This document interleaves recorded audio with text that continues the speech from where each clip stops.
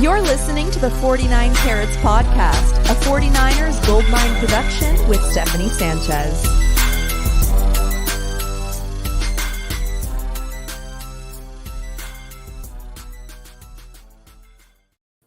What's going on, everyone? Welcome to another edition of the 49 Carats Podcast. I'm your host, Steph, and today was day 11 of 49ers training camp. Second to last day. I'm feeling it. It's starting to hit me. This is almost over. I've had a blast covering camp, being at all the days. It's been awesome. And I hope you guys have been enjoying the videos as well. I'm sure going to enjoy today's pod. It's a good day. I feel like you guys are going to enjoy it as well. Trey Lance probably had his best day of the entire training camp, as far as I can recall. And we'll talk all about it. But first, just a couple of things I wanted to go over. The 49ers released their unofficial depth chart, and there were a few interesting things to see on there. So let me bring that up really quick, and we can look at it. One thing I wanted to mention is, of course, and you guys know this, the unofficial depth charts are nothing but a formality going into these preseason games, and it's exactly what they say, unofficial. So there were a few interesting things about the depth chart, but altogether, I would say, we can't put too much stock into what it says. So let's see here. Share my screen. Chrome tab. Here we go. All right, so you can see right here. Oh, this is tiny, huh? Let's go. Zoom this in. No, can't zoom it in. Here we go. Let's go. Okay. So the first interesting thing, as you all know, we've been watching the center competition very closely, and it's been back and forth between Jake Brendel and Daniel Brunskill, literally all through camp. They've continued to swap days with them. They'll have them, swap during 11 on 11 sometimes, and so there really hasn't been any clear indication as to who the 49ers prefer so far. But, and like I mentioned, unofficial depth chart. If you want to maybe get an inkling of where they're at, they put Jake Brendel first. Who knows? Maybe this is their like alphabetical order. They're kind of equal. Just put Brendel first. I don't know. It's unofficial, right? But maybe, just maybe, Jake Brendel has an edge here on Daniel Brunskill at the center spot. You can see right here. Well, no, you can't. Can't highlight this, but you can see right over here, Jake Brendel listed first before Daniel Brunskill. And Daniel Brunskill, while they had been going back and forth and even their performances were somewhat even most of the time, these last two practices have not been Brunskill's best. So I don't know. Maybe the competition finally got to him and he just couldn't handle the heat, Jake Brendel seems to be not running away with it, but he's certainly looked like the better option these last couple of days. So that's the center position. Next, you have Spencer Burford, and you see his name underlined because he's a rookie starting on the offensive line. He has been starting all through training camp, so it's no surprise here that he is listed as a starter, albeit being the unofficial depth chart. But all signs point to Spencer Burford being the guy at right guard. He spoke with the media today, and I saw a bunch of, the beat reporters talking about how much of a pleasure it was to have him up on the podium today because, he seems like you can tell that he has qualities that the 49ers like in their guys. And that says a lot, especially considering the fact that he's a rookie. So they like him, and he's most likely the starter at right guard, as The depth chart agrees. Now, another thing, and this has kind of been a little more clear during training camp, but in case there was any doubt, the nickel cornerback spot. So at nickel, Darqueze Dennard has been mostly the guy getting the first team reps when they go into nickel formations. So he's been the guy. Womack, he's had some chances too, and he doesn't look all that bad. But he is a rookie after all. They like Dennard, and Dennard has looked good as well. So Dennard gets the nod for nickel corner, holding down that spot.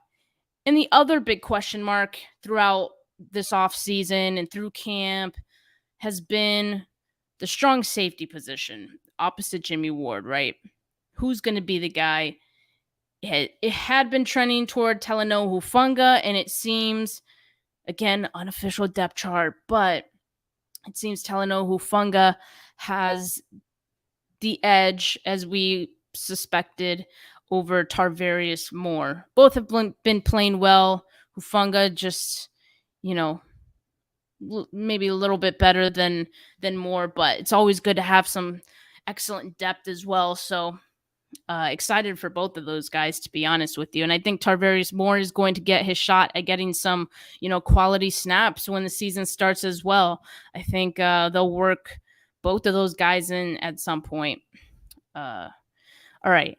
And the most interesting part, well, not the most interesting, but probably the funniest part is the fact that Jimmy Garoppolo is last on the depth chart, number 4 behind Brock Purdy. Brock Purdy's been terrible, but this has no indication. This doesn't indicate, obviously, that Brock Purdy's better than Jimmy Garoppolo, but it goes to show the team, as they've been saying for quite some time now, and they're showing with their actions, this team is done with Jimmy Garoppolo. He is as far removed from being on the team as one can be while still being on the team, if that makes sense, so he's still on the roster, but kinda he's not, so he's listed 4th on the depth chart. They're still looking for a trade partner for Jimmy Garoppolo. Another interesting thing, really quickly, tight end spot, because I've been wondering about how this the tight end race shakes out after George Kittle. It's the competition has been underwhelming, I must say. But I do like Tyler Kroft. I think he's looked good, and he's a veteran. Ross Dwelley, technically also a veteran, but he doesn't, how should I put this? Like, it's hard to explain. Ross Dwelley is a veteran, but he doesn't exude like veteran energy, if that makes sense. Like, there's some guys like who, like Kyle Rudolph, those kinds of tight ends that have that pedigree, and not only are they actual veterans by how many years they've been in the league, but how they carry themselves and how much they know about the position and things like that. So I feel like Tyler Kroft is one of those guys, and maybe, just maybe, that's why he's listed ahead of someone like Ross Dwelley, who has been on the team since he got drafted. But Kroft seems to have the edge here, and I would agree. I think Kroft looks pretty good so far. But anyway, that's the unofficial depth chart, and I'm going to stop sharing this.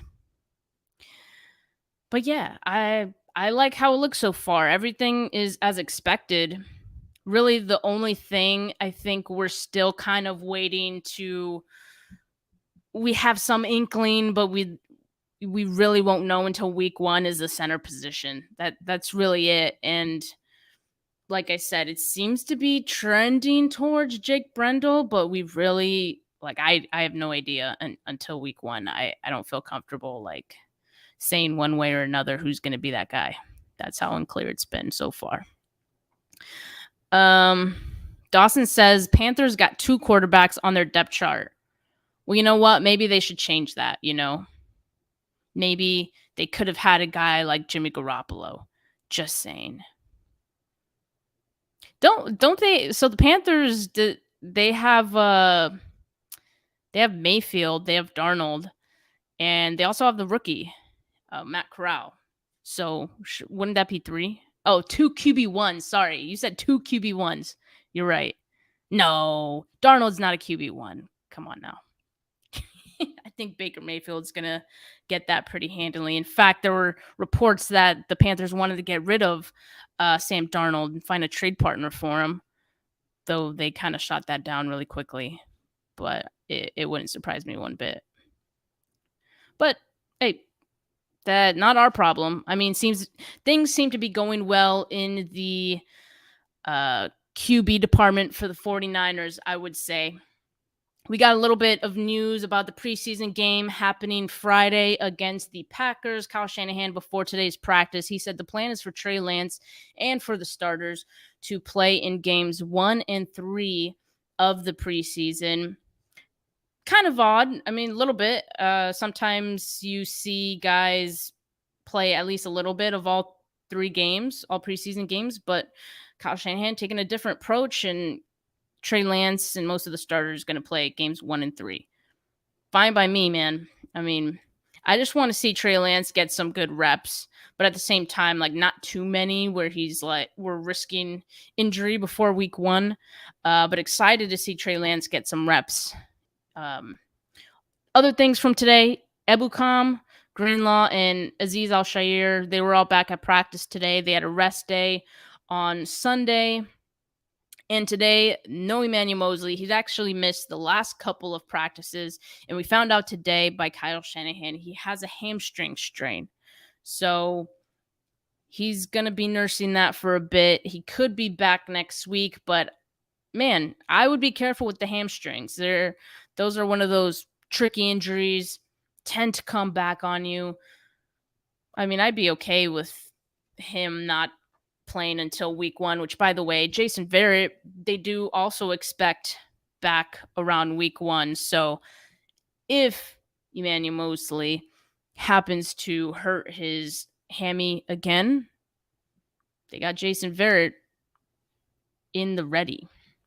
Now, no Charvarius Ward today during team drills. He participated in everything else, but during team drills, he did not. So it was a light day for him. Deommodore, Kadar Holman saw extended time with the first team today, as did Ambry Thomas a little bit as well. And so, I mean, you can say what you want about those guys being out and how that may have contributed to Trey Lance, looking better today. Sure.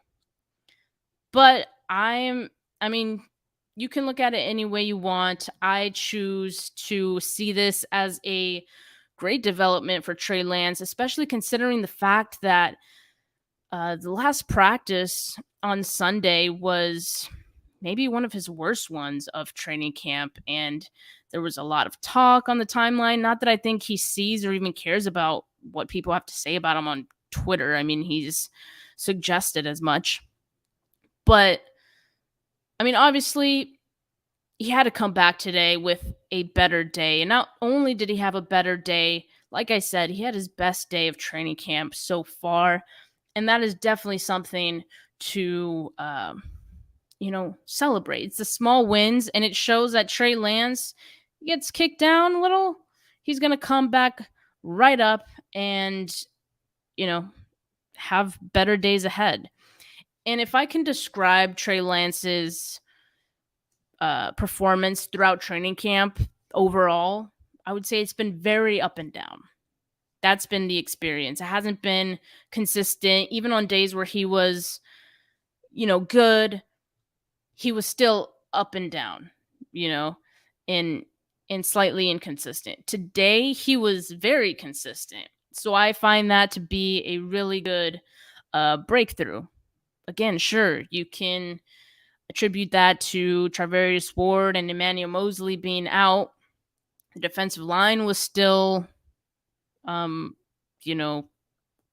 on all cylinders, aside from the fact that Eric Armstead wasn't out there. But the offensive line was also full squad. And for the most part, the offensive line looked good today. They did allow some would-be sacks that aren't any true sacks in training camp, but there were some pressure that got through the offensive line. And still, I think that Trey Lance looked good handling that pressure. And, he made good decisions about when he should take a scramble. He had a few scrambles today, actually. And, when he should be checking down. And he had a couple check downs as well. So I think today was an all around showcase of what Trey Lance could really be altogether. And again, it was consistent. There was a lot of intermediate throws today. Like I said, he was hitting the check downs. And we also saw a number of runs today as well. Some were scrambles, as I mentioned, for chunk yardage, and some were designed runs. In fact, he had the huge gain off a zone read that he took up the left sideline. And some will argue, well, not argue, but I've seen some people say it was a touchdown, and I've seen other people say he stepped out, and I saw others say Hufanga would have caught up to him. By the way, really quickly, so on that run, I wonder if the 49ers social media page will post the run, by the way, because it was pretty nice. But Talanoa Hufanga on that one, he put on the burners, man. He ran after Trey Lance. Yeah, you remember that play of DK Metcalf chasing that guy down after an interception? Buda Baker, he was chasing Buda Baker down and caught up to him.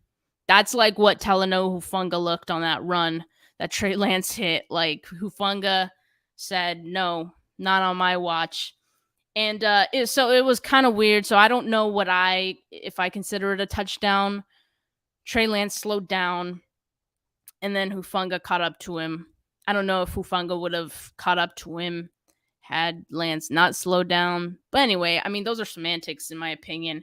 It was a great play, regardless. And I mean, again, those are the type of explosive plays that you can get with the Trey Lance experience that you couldn't have gotten in the past. So I had Trey Lance 13 of 18. He was 9 of 12 and moved the ball, 2 of 4 with a touchdown in the. Wait. I think I got that one. Let me double check. You check my maths. Yeah. Around 9 of 12 and moved the ball, and 2 of 4 in red zone. Although he had a touchdown to Deebo Samuel in the red zone. And like I said, I didn't count the 65-yard rushing touchdown that some people had him having. I didn't count that as a touchdown. I thought Hufanga caught up to him because it looked like Lance slowed down towards the end there. Or he stepped out. I also heard someone else say he stepped out. So I couldn't see that from my angle, but I don't count that as a touchdown. Great play. Didn't count as a touchdown. And then, yeah, I mean, he was just in command most of the day during move the ball period. I thought he was really good in marching the team down the field, hitting guys quickly.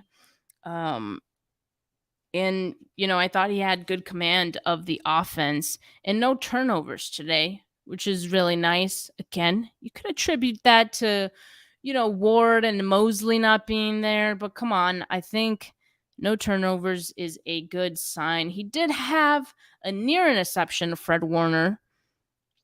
But he didn't, though. He didn't. So again, it's just the more reps he gets, I think Trey Lance is going to continue to look better, and that's what we've been saying this whole time. You guys don't listen. Terrible at accents, by the way. So that was an Italian mobster. It's terrible, but anyway, yeah. I mean, I think he hit a stride today, and hopefully he turned a corner where this is the beginning of Trey Lance looking more consistent going forward. Again, the intermediate throws seem to be his bread and butter, and that's okay because we've seen that work for Jimmy Garoppolo, and Kyle Shanahan has a knack for getting guys open over the middle as well. So, I mean, if Trey Lance could hit those, then I think we'll be okay.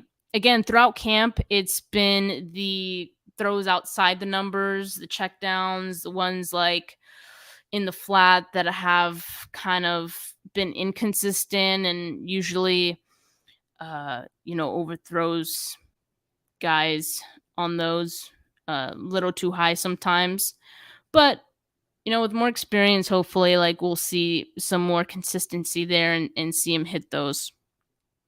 The chemistry with Deebo Samuel, for how much people kind of worried about that a few practices ago, the chemistry with them appears to be fine. See, guys, I knew it. I knew all they needed was some extra reps and they would be okay. They connected twice today, Trey Lance and Deebo Samuel, and they looked doing it. They looked good doing it. That's what I meant to say. Ray McLeod had a great quote today, actually, because he spoke with the media today as well. And he said, pretty much compared his energy to Josh Allen. The quote is, I came in with Josh Allen and the Bills. He gives me that same type of energy, that I'm ready to take the next step energy. Hey, literally any type of comparison you want to give Trey Lance to Josh Allen from like a player who has played with both, I'm all for it. Like, me as a fan, I don't like when fans compare, Trey Lance to Josh Allen and Patrick Mahomes too much, because it's like, well, those guys are like the best and probably the exception. But I mean, Raymond McLeod did play with Josh Allen, so I think he'd know what he's talking about. And them giving off the same energy, that's a good sign, right? So I loved that quote, and I agree. I think he is ready to take the next step. It seems like he's a leader. I mean, that has been obvious, and that's one of the reasons why the 49ers liked him so much in the first place. He's a great leader, and he also learned from one of the best leaders in Jimmy Garoppolo, right? Vivian says Lance is starting preseason. Yes, he is. He's going to be playing in games 1 and 3, according to Kyle Shanahan, and I am looking forward to it. I want him to play against a defense that isn't against the 49ers defense, because this defense makes Aaron Rodgers look silly. Why do we expect Trey Lance to look excellent and perfect against this defense? I mean, so excited for him to play someone else. Let's see what the Packers defense looks like in this first preseason game. But excited to get a different look at Trey against someone else other than 49ers D. Vivian asked, did you see what Jackson did to Colton McKivitz? He broke Colton's ankle. Yeah, they both kind of slid down. But Drake Jackson has an incredible bend where it looks like he's fallen down, or like that he can bend so far that, again, yeah, it looks like he falls and then he just puts his hand down in the dirt and gets right back up. It's incredible. And yeah, so Colton McKivitz, he kind of hit him with one of those sick bends, and McKivitz just could not handle it. I was fortunate enough to see that one-on-one rep, because during one-on-ones, there's a lot going on. There's like 3 different one-on-one battles going on different sides of the field. And the defensive line, offensive line one is one of the hardest to see just because of the angle that we're at. And I actually looked over at that one. And I did write that in my notes because Drake Jackson put a move on him. And Colton McKivitz has been struggling during one-on-ones. Like, he does not look good. I don't know if he'll make the team, to be honest, but like, really the only advantage Colton McKivitz has against some of these other guys is the fact that he's been on the roster before and he might know the offense better than some of those other guys. So that's really the only edge that McKivitz has right now. Otherwise, he looks bad. Sorry.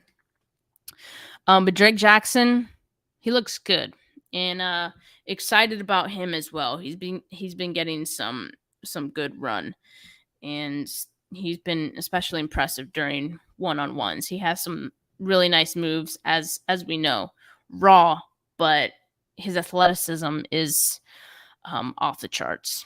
Really excited about him and how he looks in his first year. I think he's going to get some pretty decent playing time, as you know, this defensive line has a pretty good rotation going. All right. The other thing I wanted to say, so I talked about Trey Lance a little bit, and if you guys have questions about anything specific, I can go ahead and answer those. But I also wanted to point out how good Nate Sudfeld has been. And you guys might be thinking, well, I don't give a shit about the, backup quarterback. No, man. But but Sudfeld has been really great, actually, and he's been more consistent than Trey Lance throughout all of this. And that's not a knock on Trey Lance. I just think Nate Sudfeld has been really good. I'm not calling for Sudfeld to be the starter over here. I'm simply, I'm just the messenger. So he's looked great, and he has, let's see, he's been efficient, and he looks comfortable. And I mentioned this before, that he just looks comfortable. He throws a nice ball, and he has good command of the second team offense. He has a 72.4 completion rate throughout all of camp, 73% in move the ball, and 70% in red zone. That is according to David Lombardi and his wonderful spreadsheet. You guys should check that out. But anyway, efficient. All of those around 70%. I mean, that's really good. You never want to see the backup quarterback get any playing time, right? But the 49ers should feel good about having Nate Sudfeld as the backup. He looks like a really, really strong option there. So if they go into the season with just Trey Lance and Nate Sudfeld, I'd feel really comfortable with that situation. So Vivian says, I'm kind of scared of Packers defense. They have Quay Walker. He's fast. Packers I mean, this is a preseason game, so I'm not scared of Packers defense. It's preseason. I mean, everyone's going to get a little bit of playing time. And if we're being honest, the 49ers defense and the entire team has better depth than anyone in the NFL, I think. I would argue. So the 49ers should win these preseason games pretty handily. Not that these wins matter, but when it comes to really, preseason is all about depth guys competing against depth guys. So in that case, I feel like the 49ers have the edge against anyone. They should. All right, I want to talk about the running backs really quickly. Elijah Mitchell, he looks good. He is that guy.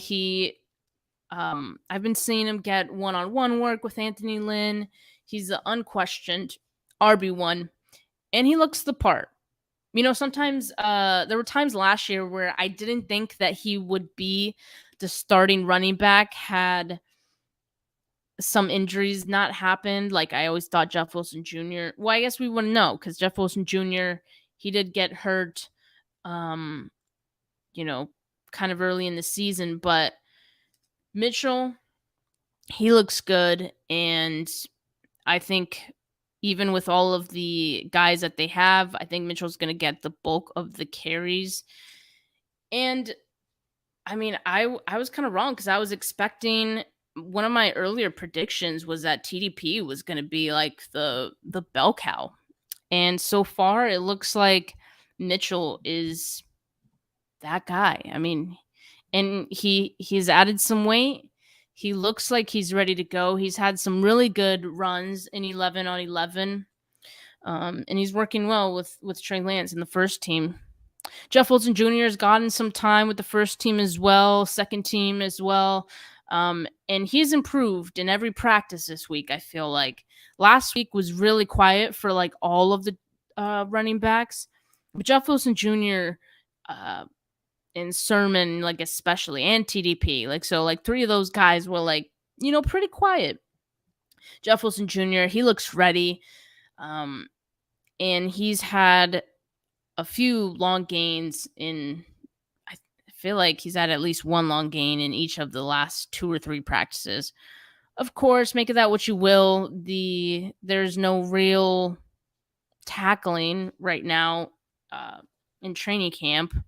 So it's just like arm tackling, but still, I mean, he's broken off some really nice runs, and so I think he's going to look much better this year than he did at any point last season when he was still coming back from his injury. TDP, Trey Sermon, they've gone back to being a little quiet the last 2 practices, and that was kind of their thing, right? Like they had started off quiet and then they had a couple of good practices, and today and and Sunday felt like they were a little quiet. So I don't know. I mean, both of those guys' spots on the roster are pretty secure, Trey Sermon included.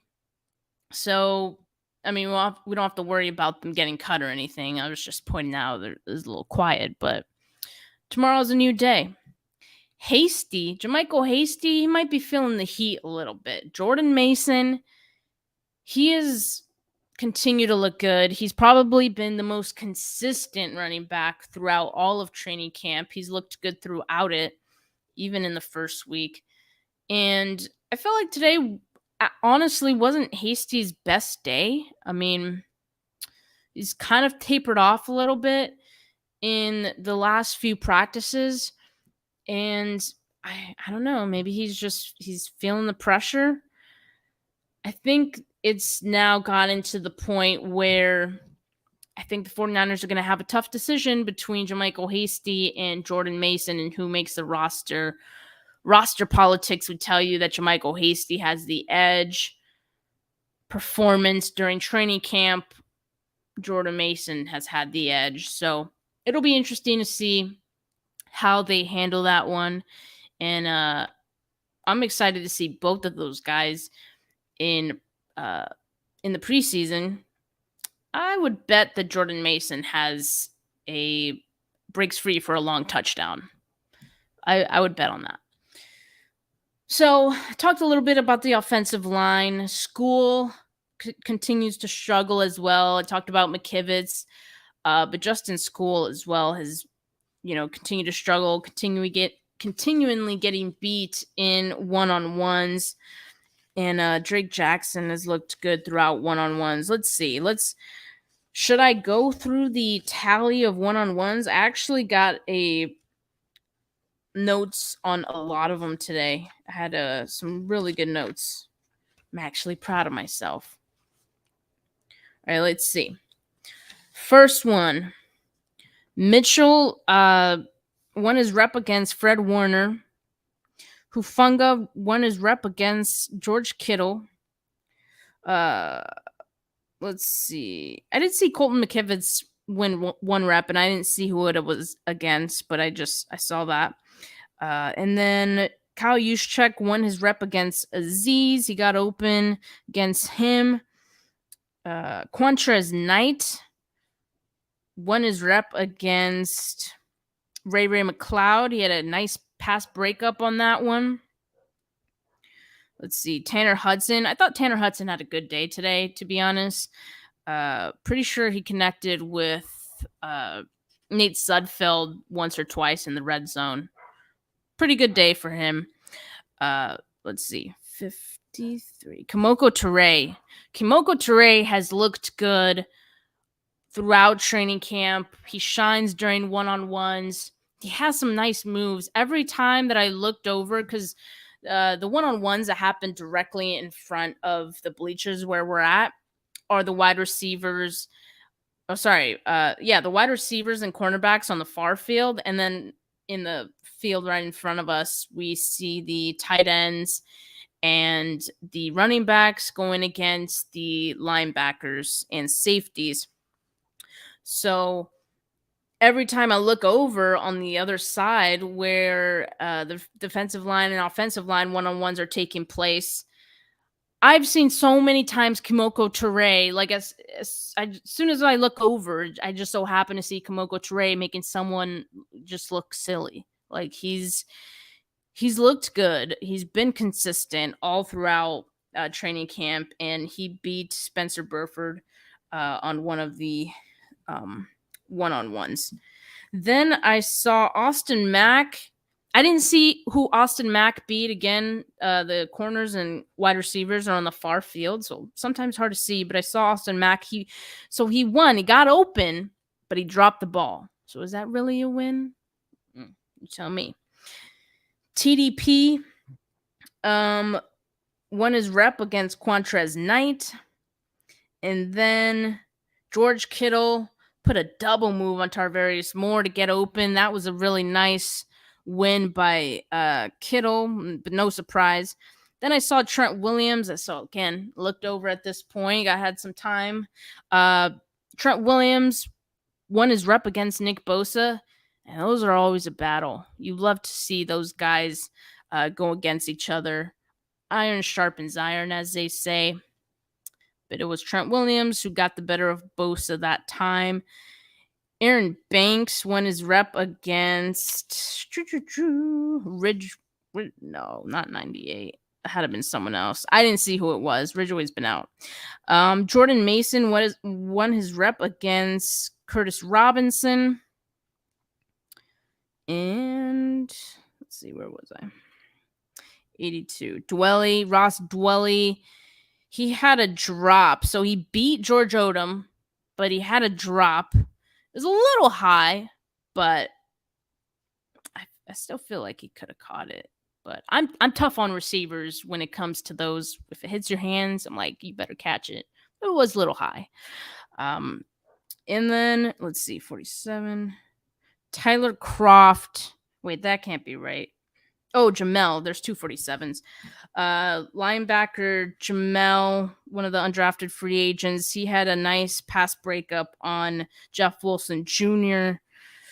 And then Tanner Hudson, again, he won his rep, this time against Taylor Hawkins. I think it was Taylor Hawkins. Might have not been, but he won a rep. 68, Colton McKivitz, again, he won a rep. Didn't see who it was up against. And then Fred Warner had a pass breakup against Jermichael Hasty. I saw Debo had a drop, actually. He beat Samuel Womack, but dropped it. But, he's still getting a little acclimated, getting back into the groove of things. So he'll have a drop here and there, but I'm not concerned about it. Dwelly, I didn't see who he beat, but he won a rep against someone. It's 20-something. I didn't get the full number. And then who's 31?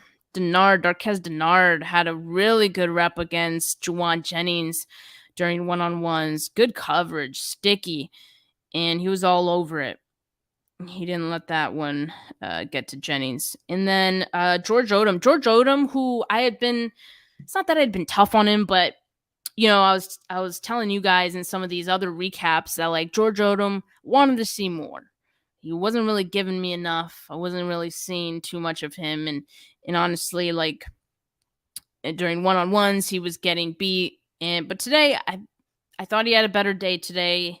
So I'll give him that. I feel like I should mention that. So George Odom, he had a nice pass breakup against Tanner Hudson. It was nice by Tanner Hudson, but it just happened to get the pass breakup. And then Keaton Sutherland won his rep against Drake Jackson. Had Donovan West winning his rep, but I didn't see who he was going up against. Again, the angle for the defensive line, offensive line one-on-ones is very tough to see all the guys sometimes, but I try my best. Justin School slipped against Drake Jackson. I literally wrote slip in my notes. And like I said earlier, Drake Jackson just put a tremendous bend on him that just had McKivitz like leaning forward, and sometimes those big guys just can't handle the balancing like getting that low and keeping their balance. So Drake Jackson got the better of him on that one. Then we had Jake Brendel. He beat 55, who's one of the newcomers. I don't have him in my notes for jersey number yet, but he's one of the newcomers, 55. I'll make sure to add that in. He's been good though throughout. Then Spencer Burford won his rep against. No, wait. I didn't see who he won against, and it looked like a face mask, honestly. Like the guy kind of had it was almost too good of a rep for the defensive guy. So like it looked like a face mask, but not entirely sure. Kamoko Toure, once again, like I said, he's been killing it in one-on-ones. Didn't see who he went up against on that one, but he won that rep. Saw Nick Zakouj win one rep. He lost another. He lost against 55, actually, on the second one. Then I had Curtis Robinson beating Brunskill. Brunskill has had better days. And then 50, who is Kim Dichie. Kim Dichie beats Donovan West. Another great rep by Drake Jackson. And I didn't see who Drake Jackson beat on this one, but he showed tremendous bend on this one as well. Again, like when he bends, it looks like it's like a Matrix move, man. And then he puts his hand on there, gets right back up, and you're in trouble as an offensive lineman at that point. Aaron Banks won a rep against Charles O'Menahue. Atkins won a rep against Donovan West. Jordan Willis won a rep against Justin School. Colton McKivitz, I thought he had a decent rep. There's some of these that, like, when the offensive line, defensive line is somewhat subjective as to who wins. McKivitz, I thought, had a good rep. I put it down as a win versus Kamoko Toure, actually, who Toure's been doing really good. And then 50, oh man, I don't have 50 in my notes either, but 50 is one of the newcomers. I think it's something Mills, offensive tackle. Jordan Mills. Yeah, Jordan Mills is 50. He had a good rep against. Wait. No. Sorry, Kandichi is 50. I think Jordan Mills is 55. Might be. I'm gonna have to look that one up. And then let's see. 92. Kerry Hyder Jr. won his rep against. I didn't see who he beat on that one, but he looked good. And then Kinlaw I saw beat twice, or Kinlaw didn't get beat. He beat someone twice. He beat Banks twice. Aaron Banks, that is. All right. Really quickly, let me talk the gimme drill. This is one of my favorites. It's just fun to watch. Let's see.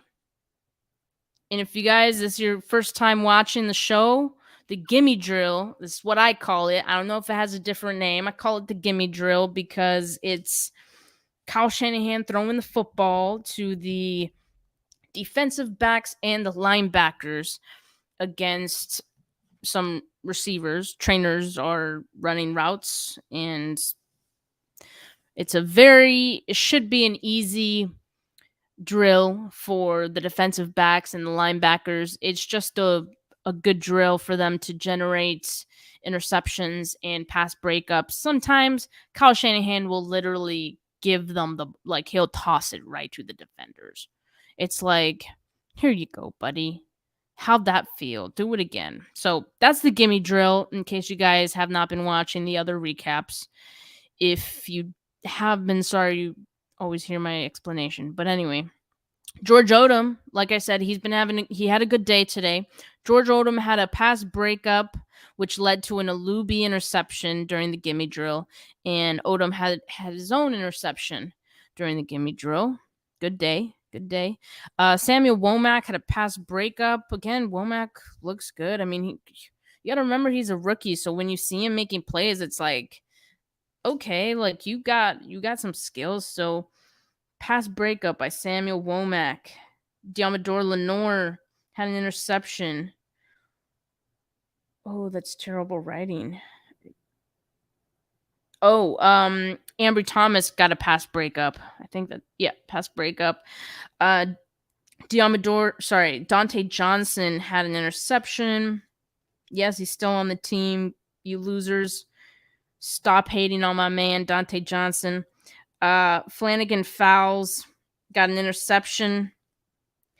Let's see. Diamador Lenore had a tip pass, which led to a Dante Johnson interception. So 2 interceptions for Dante Johnson as well during the gimme drill. Good for him. And that's really it.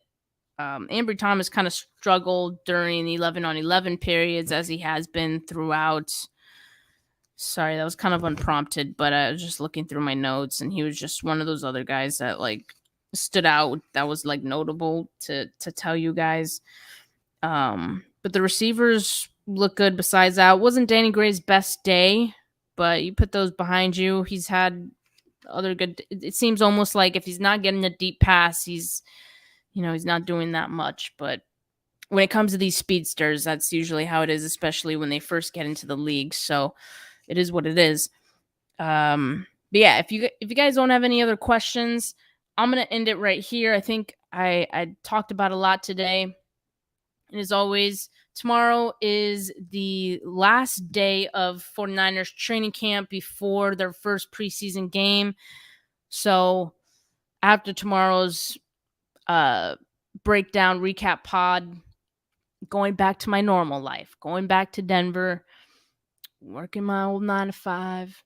And but I'll be at the joint practices in Minnesota in a couple weeks. So stay locked for the content. And as I always say, subscribe to the channel, like this video. Let's get this to 15 likes if we could. Go ahead, like this video. Make sure you're subscribed. I do giveaways every once in a while as well. All right. Thank you guys for watching. Have a good rest of your evening, and peace.